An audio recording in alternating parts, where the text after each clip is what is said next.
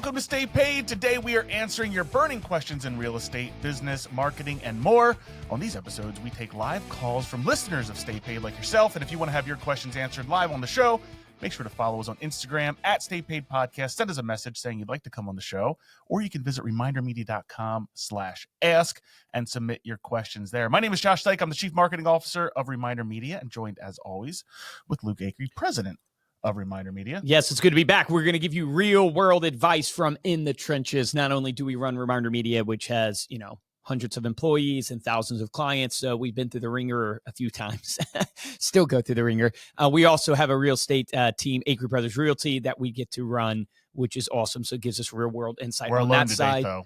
Yeah, we're alone today. Unfortunately, Steve and Cody actually have to run their team, but we'll try to bring those insights to you. And we have a great lineup today of questions. So a lot of good stuff. Yep. We're going to go to our first caller today. Deb calling in from Michigan. Deb, welcome to Stay Paid.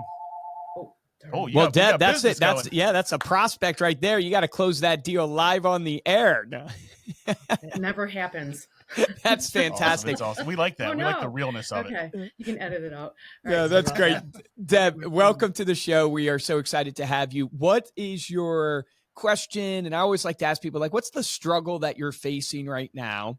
And I'm sure there's many, like we all face, that is preventing you or you think you need to overcome to grow your business that we could help with. Well, I'm a seasoned agent, an associate broker, and I'm always thinking about how to make myself relevant in the industry. And there's a lot of information out there we can consume every day. It's sometimes overwhelming. And really what I want is I don't want to spend all my time on social media, and I want to stay relevant. And obviously, AI is kind of in the mix. So what advice would you have for me to follow to not be chained to the social media? And yeah, I know that I can hire an admin. I've done that in the past to do things for me. But for myself, if I want to stay plugged in, what does that look like? Yeah, I relate to that. Not wanting to have to spend all day on social media. You would think because I'm a millennial, I enjoy the social media aspect. But I feel like Josh and I, we just were the latter of millennials. The older millennials. Yeah, we missed the wanting to post on social, so now we force ourselves to do it. It's such a great question because I do believe there is I don't want to say lie out there, but I think there is a mistruth that's going around that goes, you have to be on social and you have to be advertising yourself that way to stay relevant in today's world. And I just don't think the stats back that up. I think you don't have to do that. When I'm curious for you, can you tell me how much of your business right now, how much volume you've done in the last year, where your business currently comes from? Sure. I do about 25 transactions, about 6-7 million a year right now. I'd like fantastic. to get to 10 million. Yep. Okay. I'd say about a third or better comes from my sphere of influence. And then I also have lead, sources that I'm partnered with. So yeah. Okay. So when you say staying relevant, what does that mean to you? Do you fear you're missing out on deals right now because you're not on social? What's driving this to make it such, top of mind for you? Well, I've been in the business for a little while and I'm competing against younger agents with less experience. So they're better maybe at presenting themselves on social media than I am. I'm more conservative, I think, but I want to make that work for me. And, I belong to network groups, I attend events, I do all the normal real estate stuff, but yeah, when I see a younger agent, maybe they're more glamorous or, whatever the case may be, that's kind of what I'm talking about. And I don't necessarily, I actually have AI created a new profile for me. I'm not sure if I like it. I need to be real. Yeah. I totally understand that. Yeah, I mean, here's the way I think about it, right? Because I only answer questions based upon, okay, how do we think about it from Reminder Media's perspective? Because we have our own company. Then we have Acree Brothers Realty, which, we're trying to run and stay relevant in. You already mentioned a part of it, which is in business, you can get leverage, and leverage comes from people and systems. And so I would encourage you to think about, but it sounds like you already have, are there people or systems that I can implement in my business that they can take over that pain and stress. And yes, they are doing, like, I'm the subject matter, but they're helping guide me so I don't have to overthink it, because it's kind of the paralysis by analysis. And then you can give them the things that you're willing to do or not, because you can build a great profile and not have to be the personality. Yeah. I think that's, you can build a great profile based upon education. You could build a great profile based upon personality. So that's one way to think about it. But I actually think the better for you, just hearing you out, and the way I go to is, look, this business is relationships. So social media is good because it gets you known, like, and trusted in a certain medium, but it is not the end all be all to helping you close the deal. So if you're not going to do the social media aspect, you should, one, have just a basic presence so it shows professionalism and builds trust, but you should lean in heavier to where you're getting your business from today. And ultimately, you hit the nail on the head. Is there might be a younger person that's more glamorous, that is showcasing themselves well in social media, but ultimately the consumer is going to make their decision based upon trust. And that trust comes from a myriad of different things. You're just going to have to showcase that trust through your natural avenues, right? So your database, I would immediately go to, well, what's your touch point system for your database? And are you at the level, you probably are, but are you at the level where you've segmented down to A list, B list, C list, and you have different ways that you're keeping in touch with them, and you're treating your A list, and you know who they are, and you're treating them better because you're reaching out on their birthdays, even their kids' birthdays. You're throwing client events that you're bringing them to, but you lean in deeper to the things that you enjoy and you naturally do. Because if you think about it this way, and I think of Garrett Maroon, right? He's an agent in Hampton Roads. I mean, he closes like 80 plus deals a year from 300 people in his database. So not a massive database, but has been in the industry a long time. Those are all real relationships, and each of those people knows 6 other people. So each of those people are connected to 6 other people. So he has leveraged keeping in touch with them with pop-bys and client events and text messages and phone calls. He does social stuff, but no offense to you, Garrett, if you listen to this, his social is not very good, meaning like he doesn't get a ton of engagement or anything like that. I do not believe social is driving his business, but the guy is a top producer because he's actually doing the real thing, which is the relationship. Yes. And so I just want to encourage you that I don't think you have to. So if I would tell you, stop worrying about it and lean in and take all that energy of worry and all that stuff and lean it into your actual touch point system and get really good at that. And if you go and you stay worried about it, then do what entrepreneurs need to do, which is get leverage. And leverage is people and systems. And you might have to kiss a bunch of frogs to get that leverage, meaning you hire somebody, they don't take the stress off you, you don't like that they're producing, go on to the next person.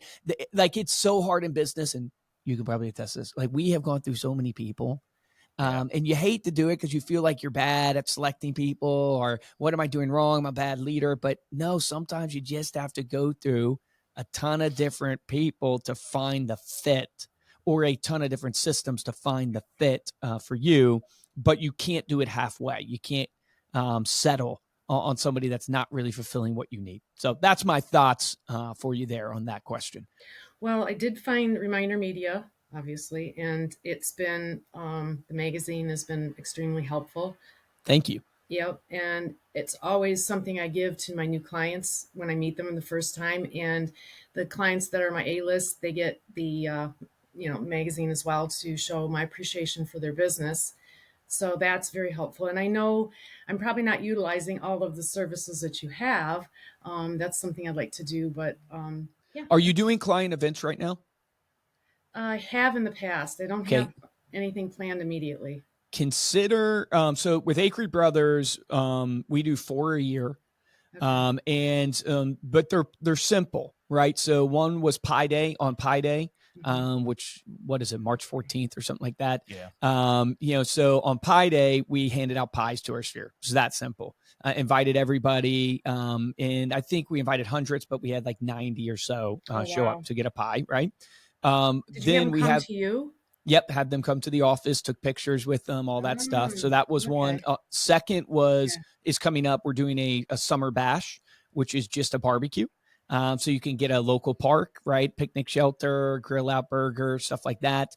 And then normally we rent out an ice skating rink, or we'll do something like you could do things like pictures in the park, or, like Santa or stuff, around that. But there's a ton of different options. Usually they rent out an ice skating rink, for their big one where it's like $700, but for 4 hours or something like that. And the whole sphere comes.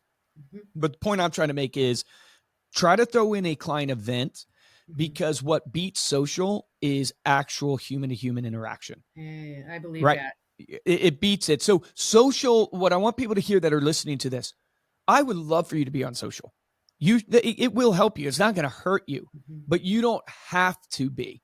And that's the big thing. But what you can't do is be in the middle where you got all the stress and anxiety. You're not really moving on it, but you keep thinking about it. It's like, no, just accept, hey, that's not going to be my business model. My business model is I'm going to actually know, like, and trust the people that I have relationship with. I'm going to have 250 solid people that I text, that I call, that I invite to a client event, that I send my magazine to. And that 250, I mean, if they each know 6 people, I mean, that's thousands of people right there. And that's plenty to get 10 million in volume. Plenty. And people like gifts, and you can't give that necessarily directly through social media. And that's why I think the magazine has been something that I've enjoyed as part of my business. And, it makes me more relevant, and memorable, because it's something that they have. Social media comes and goes every day. Yeah. And it's only going to get more noisy with AI. Yeah. It's only going to get more noisy. Now, keep in mind also, because here's an extra tip for everybody listening, is social is perceived a lot of times as marketing.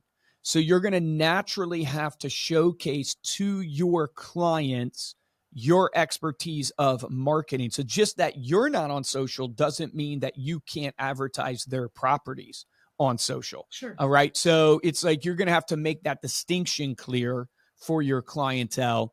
But I would just tell you, lean into your sphere where the business is coming from. You're doing, a lot of transactions, which is awesome, and good volume. I don't think it would take that much more to drive it up to 10 million, but it will take a little bit more consistency of, okay, doing a client event, leaning into calling quarterly to each client, and tracking, the referrals you're getting from them. That's what I would encourage you to do. Awesome, Deb. Yeah, this has been awesome, Deb. Thank you so much for coming on the show. Thank you, one, for being a client of Reminder Media. So that is fantastic. And then let's connect on social, because I would love to give you some free social content. So that would take some stress off of you. That way you don't have to be the personality, but you can at least use the content we have for your social to look professional. But let's connect on social media. I'd love to give you a free couple months of that to help you out. I was going to share my magazine that I had. Can you give me 1 sec? Yeah. That's awesome. We got to have more callers like get Deb call into the show. This is fantastic. Yeah, look at that. That's fantastic. You're doing the Start Healthy magazine. That's a perfect example of what we're talking about. Has nothing to do with real estate. It's a health magazine, but people do business with people they know, like, and trust. A like is built oftentimes off of rapport and commonality, and reaching people on things that they're interested in, not on things that you're interested in. And that's like the whole premise of the magazine is like, hey, I'm not just trying to sell you all day long. I care about you. And, I thought you would enjoy this. I thought you would enjoy this health magazine. And that oftentimes gets people to choose you. Are you calling people after they get the magazine? That's a good idea. I'm probably not, I should. It's a great way to connect. Yeah. On the Not wait level. for them to call me. I should call them. Yes. Yeah, hey, did you get your magazine? That's exactly right. Deb, you've been awesome. Let's connect on social. I'll hook you up with that free social content just to help you there. But call those clients after getting the magazine and add a client event. I think it'll be very fruitful for you. You heard it here first, ladies and gentlemen. If you have Michigan referrals, send them over to Deb. She will help them. Appreciate you, Deb. Have a great one. I'm going to bring in our next guest here, Nicholas. Hey, Nicholas, man, thanks for coming on Stay Paid. Would love to hear from you. What in your business is kind of your big struggle right now, or what's a question that you have that we can help you in growing your business? Yeah, thank you guys so much. And respect to everything you guys do. Love the podcast. Thank you. And I've had the magazine now for almost a year, which has been great. Always amazing feedback. And I try to steal some from my family so I can keep even more to myself. There we go. I love it. So here in Connecticut, if you've been paying attention, we have some of the tightest supply in the country. Listings are, diamonds here. And What I'm trying to focus on is maybe what you guys have seen or done, or what other agents have done with their magazine to bring in more referral and listings. It's so life event driven right now in Connecticut. Really, no one's moving unless it's job relocation, divorce, things like that. A few years ago, everybody wanted a home here with 3% interest rates. So the focus is definitely listings, but diving deeper into not just a, hey, I got your magazine, and you start a conversation, but maybe a landing page, a QR code, something that drove traffic to referrals or more listings. Yeah, this is such a good question. And I even think for everybody listening, it applies even outside, even if you don't use our magazine, for any that you're doing, whether it's an email, a postcard, whatever you're doing. Because we have found that ultimately, whether you're in a low inventory market or high inventory market, what usually drives real estate listings is life events, like you're saying. You can kind of think about it as the D list, right? Divorce, death, downsizing, someone gets dumpsters, meaning they're renovating stuff, diapers, diamond rings. So in your interface with us, you have something called likely to move. So I would leverage that. So upload as many addresses as possible. It's not a perfect algorithm. We include it for free. It's usually 24% accurate, but it looks at those life events and it scores your addresses to tell you who's likely to list. The biggest thing we're seeing that's driving listings for us is utilizing on the magazine ability to offer a free home equity report. So, this idea, like we just sent one not too long ago that said for Acre Brothers, Lynchburg homes have gone up 30K. Want to know what your home's worth? Scan here. We sent it to 429 people, I believe, in our sphere and got 33 scans from that. And so the idea is when you put that on your mailer or when you put a free home equity report in your email that you send, what I would encourage you to do is reach out and use the magazine, of course, as your intro. But more importantly, you want to point to that item of value that you're offering. So if I'm calling you, Josh, it's just like, hey, Josh, we're thinking about you today, man. We haven't caught up in a while. Just wanted to touch base. Actually, the reason why you popped in my mind, I just got my latest magazine. It reminded me I'm sending you a gift. It's something I send all my best clients. I hope you've been liking it, man. How's life been going? How's your week been going? Whatever that intro is based upon your relationship with them. And then go, hey, one thing I wanted to point out that I'm getting a lot of people interested in is people really want to know what their home's worth because, as you know, home prices have just skyrocketed over the last so many years, and people are sitting on so much more equity than they even realize. And so I put a free tool on my magazine that if you ever want to know what your home's worth, you can scan that QR code right there at the front of your magazine, and it will allow you to find out what the internet thinks your home's worth. I can follow up with you, give you like a professional CMA, but it's just a free tool that you get access to. I don't know. I mean, what's your best guess, Nick, on what you think your home's worth today? And so I'm just using it as a way to reference getting me in to the business conversation. Like that's the key. The key is not that I actually want them. I mean, I would love for them to take the time to go scan the QR code and get in, put their address. The actual key though, for me is it gives me the transition to be able to go talk to them about business. So I'll give you another example. So maybe I don't have the free home equity report offer that I'm referencing as an item of value. Maybe I just reference that, hey, Josh, man, you're one of my best clients. How's your work been going for you right now? Like how's things in your world work-wise? And Josh will tell me, and then he'll naturally reference back, well, Luke, how's yours, things going?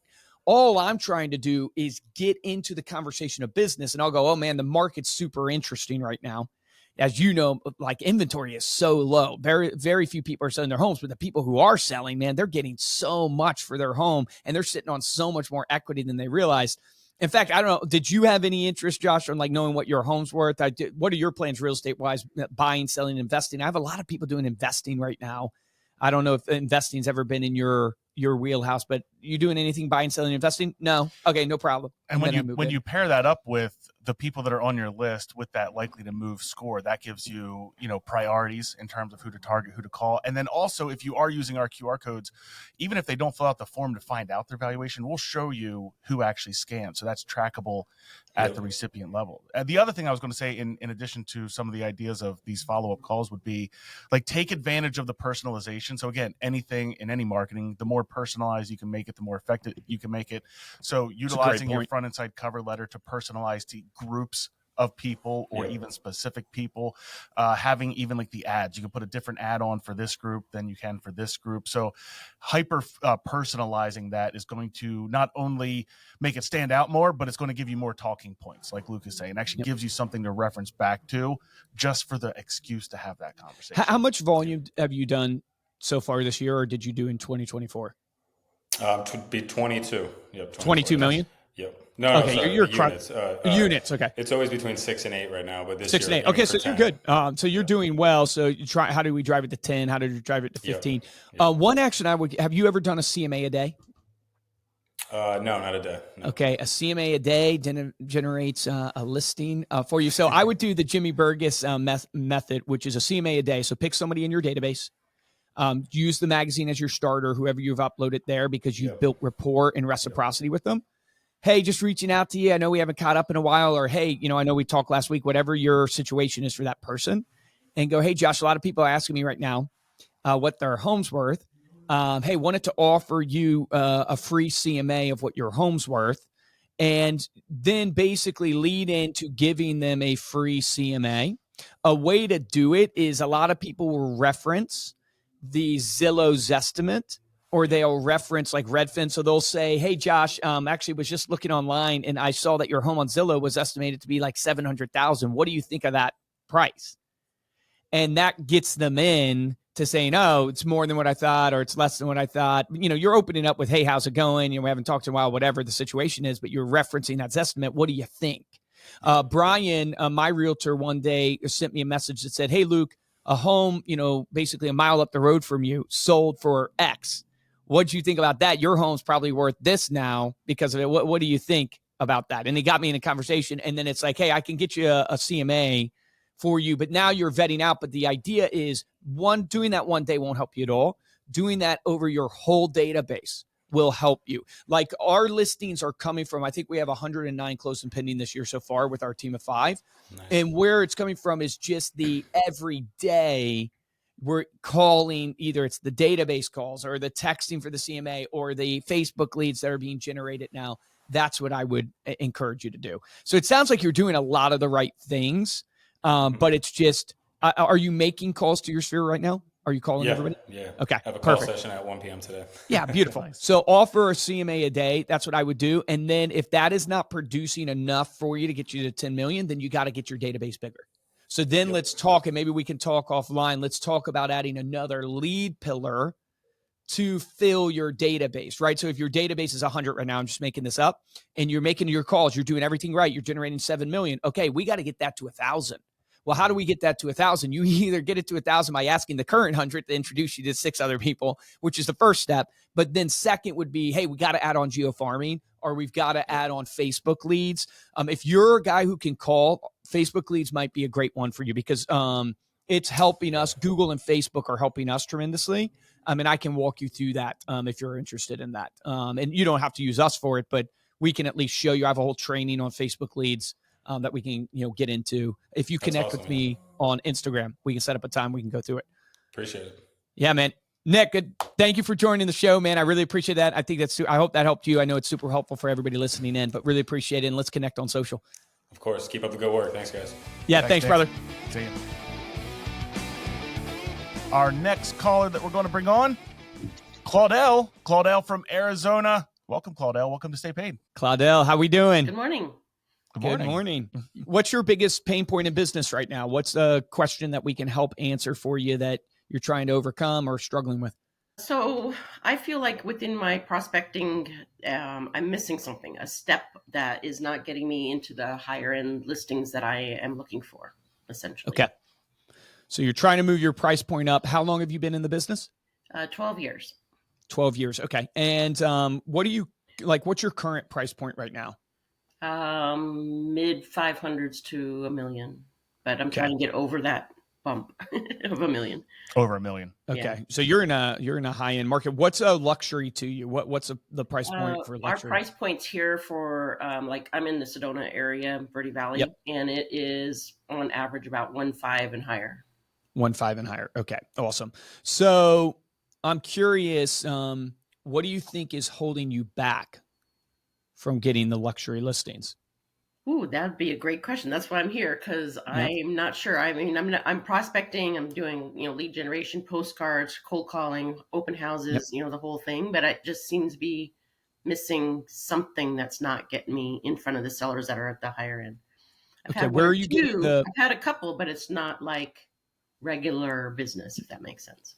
Yep, makes perfect sense. What are the I call it like the list. Mhm. What's the target that you're going after right now? When you're saying you're doing the postcards, you're doing the calling, all that stuff, who are you tend to be sending the cards to? Who are you calling on?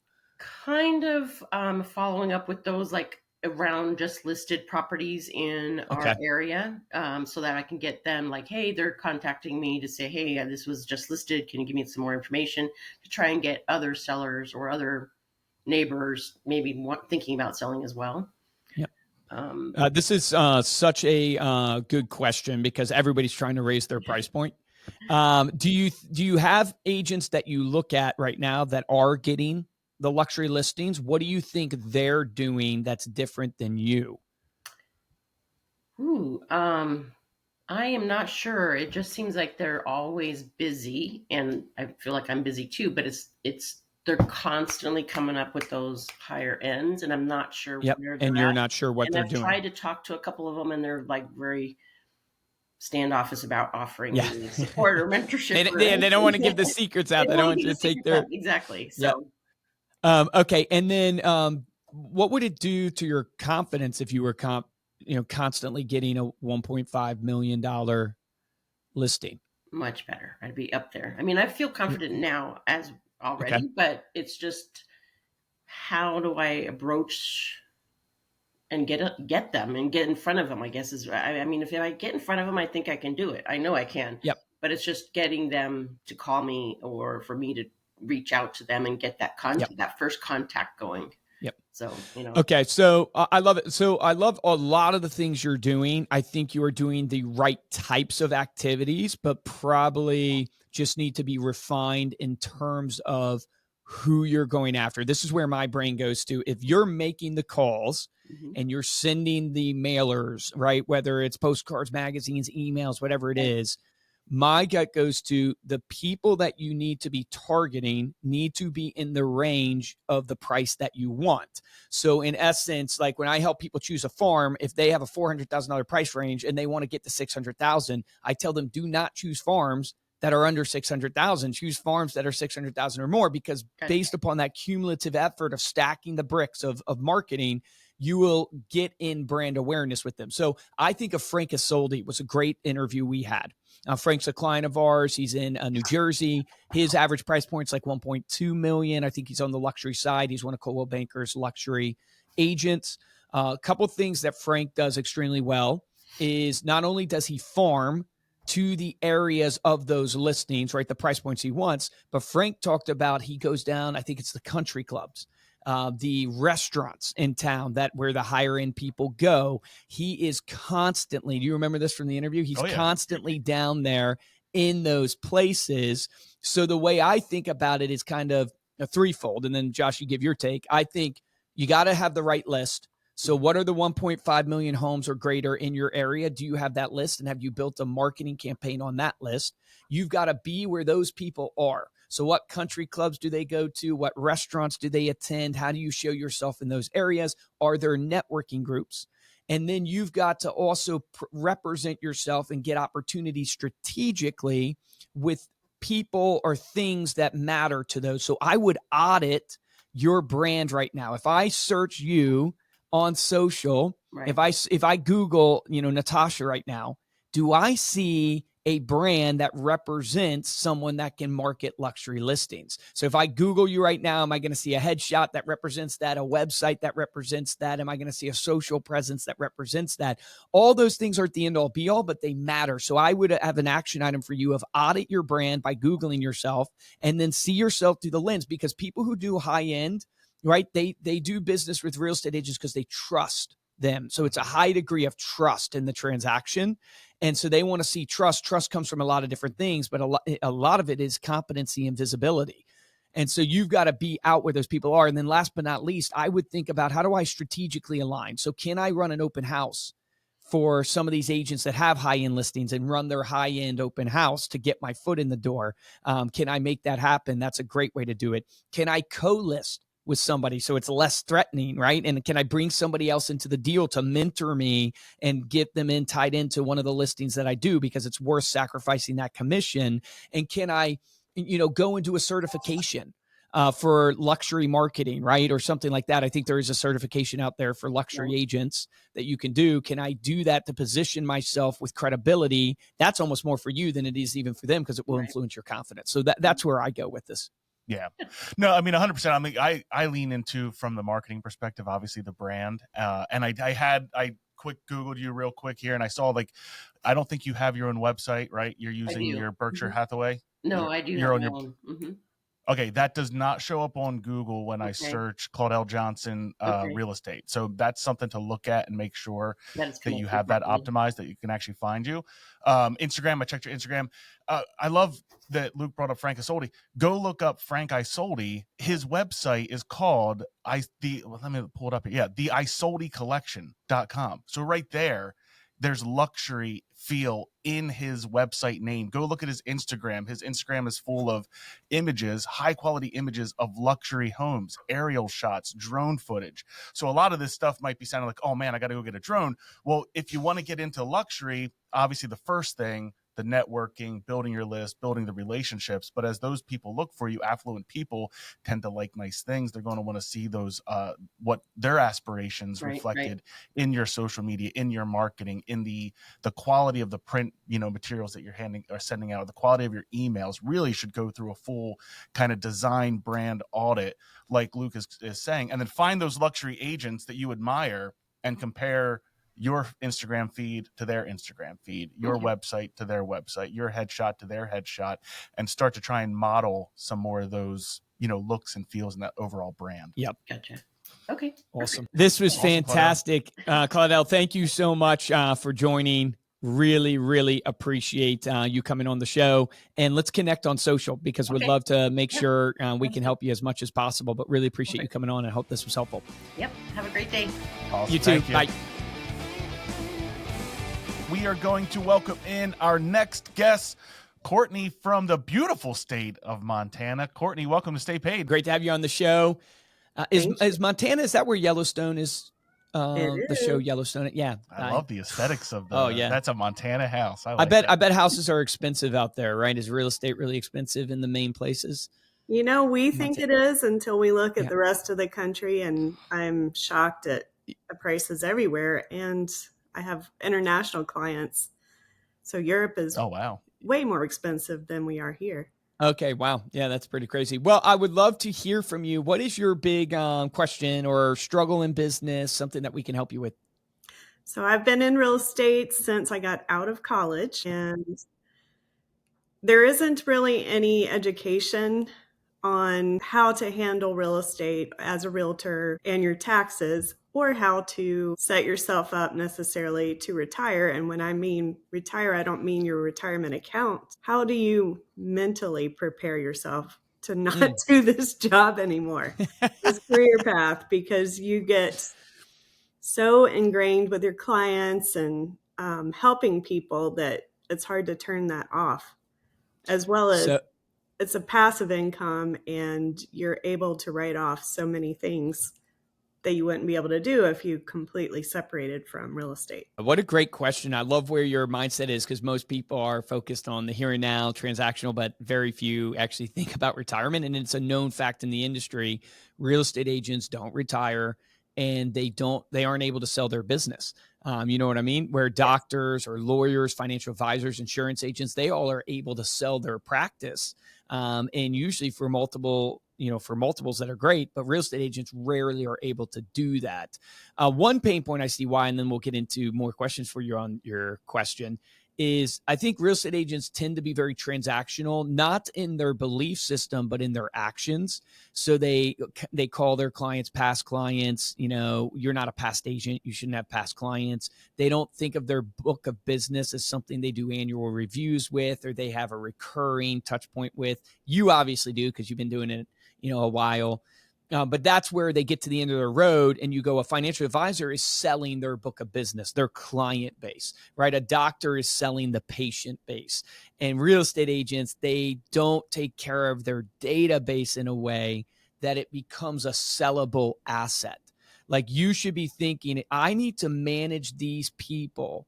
So one day I could literally, if I wanted, doesn't mean I will, but if I wanted to, I could go sell these 300 clients that I have to another agent that would pay a good multiple on them because of what I've done with this business. Amy Stockberger is someone who comes to mind. She's the number one team in South Dakota. And she is buying books of business right now from real estate agents and growing that way because it's just such an opportunity. But all that being said, I would love to hear from you. So you've been in it a long time. When you think about preparing for, retirement, you had two kind of ways there. You had the mental preparation and then also the real financial income. Which one are you struggling with more? And what does retirement look like to you? Retirement looks like to me just not being in real estate full-time all the time and being able to have the opportunity to travel and not worry about your business. Okay. Do you have a team of agents right now or no? No, I've tried Just that here and it just has not worked out. Okay. So that was my initial plan, so that you're both taking care of people all the time. But nobody works the same way that I do, that I've found. I even had somebody this past week that wanted to talk to me about getting started in real estate from an investor point. He's a younger guy, but I didn't get to meet with him and I haven't heard back from him. So that's the kind of thing that I keep seeing, where they're just not very assertive, not very proactive. My clients, past clients, current clients, people that know me call me all the time. I work with England Volkers, which is an international company. Yep. And we look at ourselves as advisors, not salespeople. And so my clients look at me as their fiduciary advisor, and they will call me and ask me about everything. So I don't think I could ever part with being needed that way. I think you sound like my dad, who's a pastor. He's like, he'll never retire from being a pastor. Yeah. What does the time horizon look like? Is it 5 years out, 10 years out, 15? Is it tomorrow? What's the time horizon for this retirement that you're hoping for? I don't know if you saw my golden retriever walking around behind me. Did. My husband said we have to wait for him. We're not going anywhere until he's not going to be sad that we're gone for a whole month. So there isn't really a set horizon. It all depends on Biscuit. Yeah. All right. So Biscuit's making the decision there. I think where I go in my mind when it ever comes to goal setting and what do I need to do to prepare for something, you got to get very intentional on what you want. And, I think it'd be very productive for you to sit down and basically write a letter to yourself where you tell yourself, this is what I want my retirement to look like income-wise. This is what I want it to look like freedom-wise. This is how much real estate I want to do, because it is very hard to execute on things that are unclear. And when you confuse, you lose. And so I want to encourage you that the only way to prepare yourself is to get intentional about what you want. And the only way to get clarity on what you want is like anything. It's like writing a paper in college. What first comes out is not what you end up with, unless you want a bad grade. You refine it. So you sit down, you write a letter to yourself of going, hey, this is when I want to retire. This is what I want to be able to do. This is how much income I want to make per month. And then you start adding details to that enable you to go, okay, there's activities you can do. So you could hang your license in referral status. And you could find one or two trusted agents in the area that you trust that are as good as you. And I don't know if that exists out there, but if that are good as you, and you build a partnership with them that you refer them and you work out a deal where they give you 1% or they give you, whatever that deal is that you've worked out, but you have a set avenue and plan. You can go down and start working that strategy of going, okay, this is what I want to do. I want to find a trust agent. You could also go the route of, and I know you've tried it, I want to build a team under me, and I want to bring someone in that I can pass my book of business to. And the reason why I want to do this, because if I'm reading you correct, Courtney, you really love your clients and care about them, and you're nervous of the treatment that they will get from somebody else. So maybe more control is better, where you bring in a young Josh Dyke who wants his gung-ho, he wants to be great, and you thank you for calling me young. Yeah, exactly. Your incentive to him is, hey, Josh, you're going to have to hustle. You're going to have to do all the things that real estate agents do. But over time, I want to pass my book of business to you.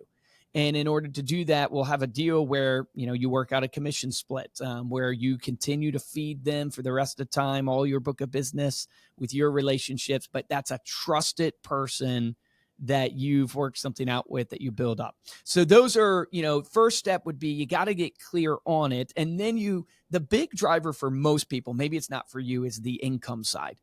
Is, okay, how do because you had mentioned taxes, like in the tax perks, I think you said, of what you get writing off. Do you have a good real estate tax attorney? Mm-hmm. Okay, awesome. Like, I would encourage you, like, are you currently like an LLC or an S Corp or S-Corp LLC? Right. S Corp. Okay, perfect. So LLC that elects to be an S Corp in taxes is how you are functioning. Okay, perfect. So it's like, I would encourage you that, this is more the income side, and we're not tax attorneys by any means. So please do not take our financial professional advice seriously. Go get a good tax attorney. But the way I look at it is, I go, hey, in real estate, you have such an opportunity to build passive income. So when you get to that place of retirement, so like Acre Brothers, right? We do a lot of real estate where we're selling. We've done 109 sales so far this year with 5 agents on the team, but we also do a ton of real estate investing, flipping, but our goal is holding real estate. So we have hundreds of units that we own. And I think real estate agents, they fail. And this is maybe not for you, Courtney, but for the listeners, is you have access to the deals before most people do. You understand the market before, better than most people. And you have an opportunity to invest yourself, to invest in the product that you're helping clients invest in. And I would encourage you to do that if you can and you have the means. The reason why I asked for the S Corp is because you can set up, your own 401k. You can set up the, Roth IRAs and stuff like that.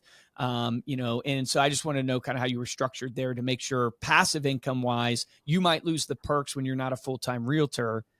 But if you take advantage now and you get clear on your goals, okay, I want this much in my 401k. I want to own 5 properties that produce this much income. Now you can get clear in your activities that you want. I've done a good bit of that. I have a solo one, awesome 401k, and then we have 2 Airbnbs. Yeah, that's awesome. Yeah, I'm proud of you there. What keeps my son? What do you think? 3, and he wants to start investing in real estate too. So that's our plan going forward. Would your son come into the business to be your transition plan? No, he doesn't want to. He's like, I can't do it. Yeah. He went through the real estate class, refused to take the test after the class. Yeah. I think so many people think real estate is easy.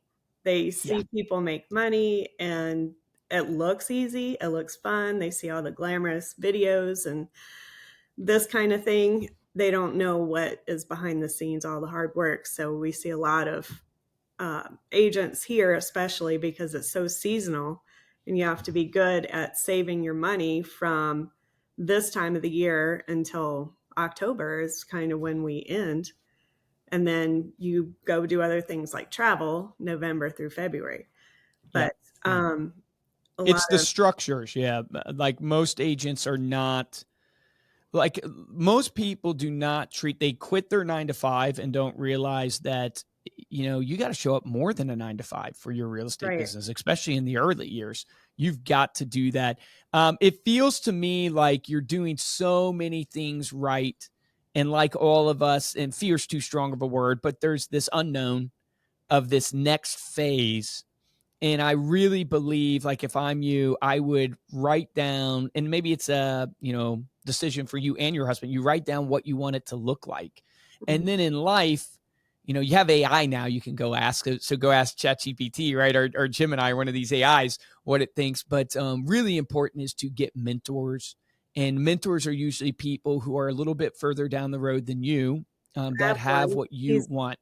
He's Love in his it. 70s. That's beautiful. Exactly. That's what I would encourage you to do, is find some people who have entered into that retirement phase, that have done this transition that you're looking to do over the next years, to get into more travel, and get their thoughts on your plan. And, then I would also encourage you, as we wrap up, is one of the most important things, and this is something I learned from reading and listening to Ray Dalio, is that you kind of go through phases in your life. You have the build phase, you have the maintain phase, and then you have what's called the give back phase. And you're in the give back phase, right? You have knowledge, you have some resources that a lot of people don't have. And the give back phase is so important because so much of the happiness in our life, at least this is what I believe, it's better to give than receive. And a lot of times when you feel unfulfilled in things that you're doing, it's because you're not giving back enough. Like you don't have, and you probably have this, but this is just as an encouragement to you, is as you write out your plan, think about what's the legacy that Courtney wants to have in her community with her clients, and how do you give back to that next generation, the next up and coming people, or the community that you're in, because that's really fulfilling. But this is a great question. It gets people thinking in a way they don't normally think. I have a website idea that I came up with a client 20, 30 years ago, somewhere in there, to help people with disabilities become able-bodied. So that is my I love that. give back plan. I love that. Yeah, Awesome. that's so fantastic. Yeah, I would encourage you. You have a good tax attorney. Sit down, write out the plan. Get really clear how much income you need, how much you want to travel. Things can change, but you can't take action on things you can't hit a target you don't know exist. And so get really clear on that, and you're going to knock it out of the park. And when I come and visit Montana, I'm going to have to look you up, Courtney, because I really actually want to go there after watching Yellowstone. I really want to go there. So this is fantastic, Courtney. Thank you so much. Courtney. If you're on Instagram and Facebook, can we connect? It's at Luke Acree. I would love to connect with you if I can help you more and build a relationship. That would be awesome. Thank you so much for coming on the show. Thank you. Thank you. See ya. Bye. Well, if you would like to get philosophical or spiritual with us, you can get featured on Stay Paid live here on the show. Go to remindermedia.com/ask and submit your questions there. Thank you so much for listening. We're going to have all the show notes for this episode, as well as the video, over at staypaidpodcast.com. And if you enjoyed this episode, head on over to YouTube, give this video a thumbs up, leave us a comment, let us know what maybe some of your questions are there, or what you thought of what some of our guests today asked here on the show. If you want to get a hold of me or Luke directly, you can email us at podcast@remindermedia.com. And of course, you can follow us on Instagram. We are at Stay Paid Podcast. For this episode of Stay Paid, I'm Joshua Stike. Guys, I'm Luke Acree. So there you have it. Those are real answers from real people that are in the trenches just like you every single day. We want this show to be insanely valuable. So please comment on the YouTube videos and share your thoughts on some of the questions that people are asking, and give them your advice, because how cool would it be if we created kind of this whole Q&A environment where people are giving their answers to the questions as well. And if you hate Josh and I's answers, let us know that too, because that would be great for the algorithm. So controversy is always good. Appreciate you guys. Remember, the difference between top producers and mediocre producers in every business is top producers take action. So if you heard something today that you need to act upon in your business, do not wait. Do not get paralysis by analysis. Take action. Take action on that today.